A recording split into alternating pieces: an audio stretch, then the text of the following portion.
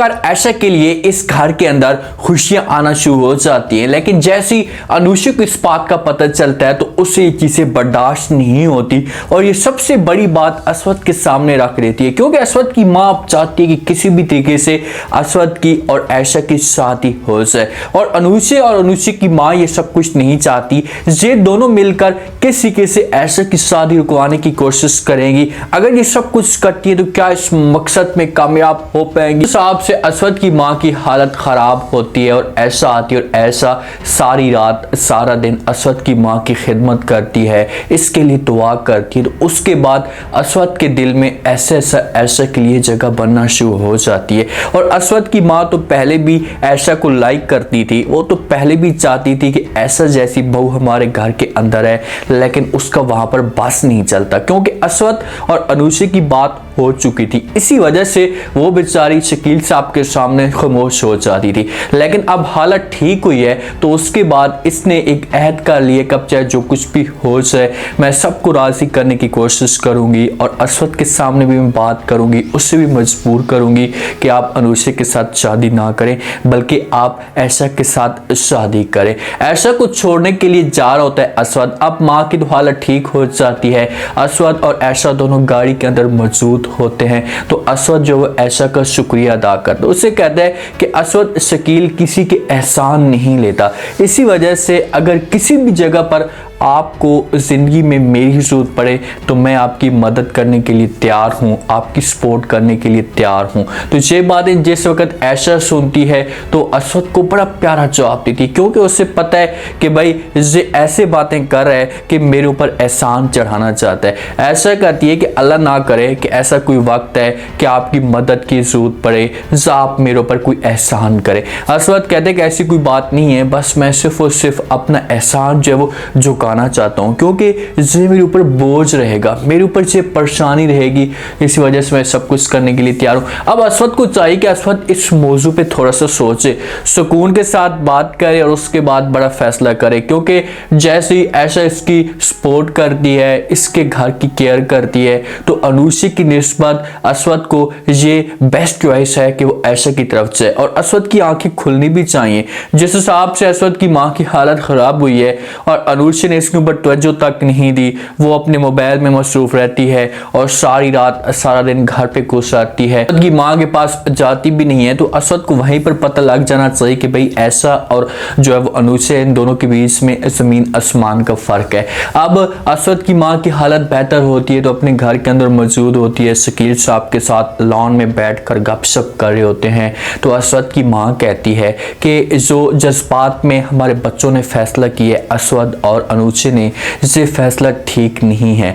मैं अब चाहती हूँ कि अस्वद को चाहिए था कि अनुषा से अपना रिश्ता तोड़कर ऐशा के साथ शादी कर ले। मेरे दिमाग के अंदर ये बातें जा रही हैं तो आप अपनी राय दें। शकील साहब जब से बातें सुनेगा तो जहाँ पर जब वो अस्वद की माँ को कह सकता है कि अब कुछ भी नहीं हो सकता, क्योंकि बात हो चुकी है और कभी भी हम इन लोगों को इनकार नहीं कर सकते। और शकील साहब की जो एक उसका माइंड बना हुआ है ना, वो अनुषा की तरफ बना हुआ है। वो चाहता है अनुषा को अपने घर के अंदर लेकर आए, इसे अपनी बहू बने। जब इन दोनों की गपशप जारी होती है ना, तो वहां पर जब वो अनुषा की माँ ये सारी बातें सुन लेती है। जब बातें सुनती है पहले तो अनुषा को शक होता है, पहले अनुषा अपनी माँ के सामने सबके सामने ये बातें करती है, लेकिन उस वक्त इसकी बात के ऊपर कोई तवज्जो नहीं देता। लेकिन जिस वक्त जहाँ पर खुद अनुषा की माँ अपनी कानों के साथ बातें सुनेगी ना, तो फिर इसे जब उसके होश जो होंगे वो ठिकाने आना शुरू हो जाएंगे और ये फिर भाग कर जाती है अनुषा के पास। अनुषा के पास जाती है और जाकर फिर से सारी की सारी कहानी बता देती है और कहती है कि भाभी जी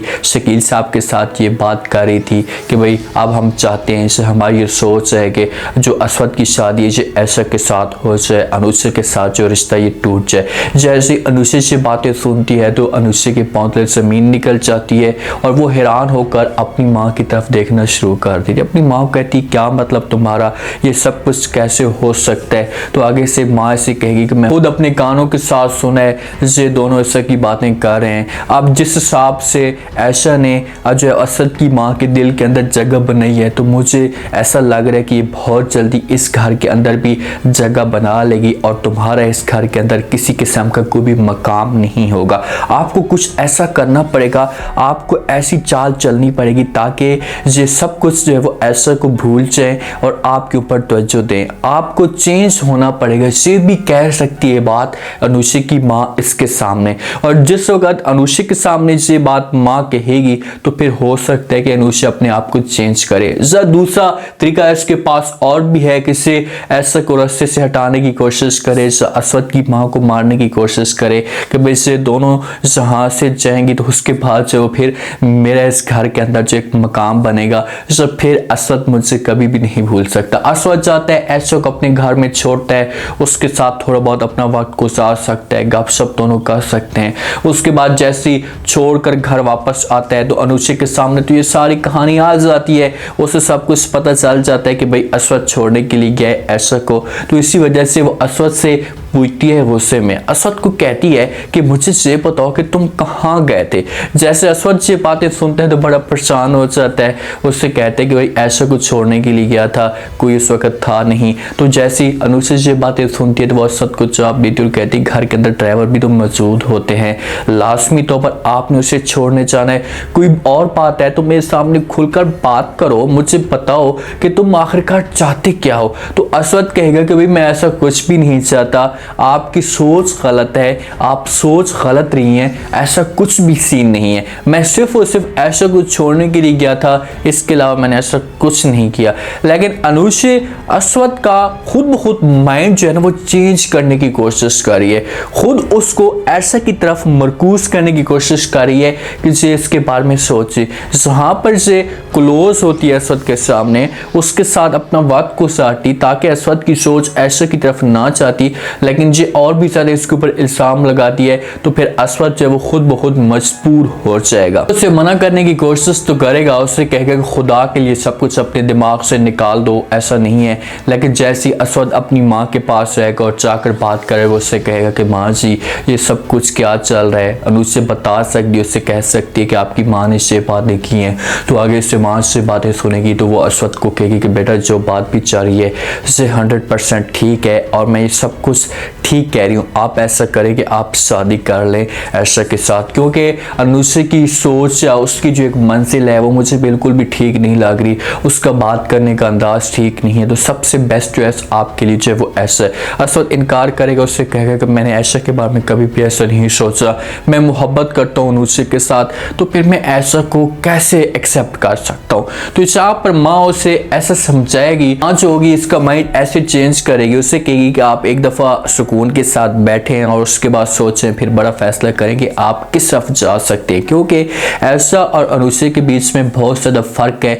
आयशा इस घर को अपना समझती है, उसके दिल में एहसास है अनुषा की निस्बत, तो फिर असद जब अकेले में बैठकर सोचेगा तो फिर बड़ा फैसला कर सकते हैं। लेकिन अनुषा और अनुषा की माँ अपनी तरफ से पूरी कोशिश करेंगी और इस शादी को रुकवाने की कोशिश करेंगी कि किसी तरीके से इन दोनों के आपस में फिर गपशप ना हो, किसी तरीके से इन दोनों के आपस में मुलाकात ना हो, कुछ ना कुछ ऐसा बीच में गेम डालने की कोशिश करेंगी, लेकिन ये लोग अपने मकसद में नाकाम हो जाएंगे। उम्मीद है आज का रिव्यू, आज का ये टीजर आप लोगों को पसंद आया होगा। आपने कमेंट सेक्शन में अपनी कीमती लास्ट में आपको क्या लगता है, क्या नेक्स्ट एपिसोड में कोई अनुषा बड़ी चाल चल सकती है, अनुषा किसी असद को भड़काने की कोशिश करेगी, आयशा के खिलाफ किसी इसका माइंड चेंज करने की कोशिश करेगी। अगर ये सब कुछ करती है तो क्या इस मकसद में कामयाब हो पाएगी? लास्ट में फीडबैक दें और अपना चैनल को लास्ट में सब्सक्राइब कर दें। अपना खास ख्याल करें। शुक्रिया, अल्लाह हाफिज़।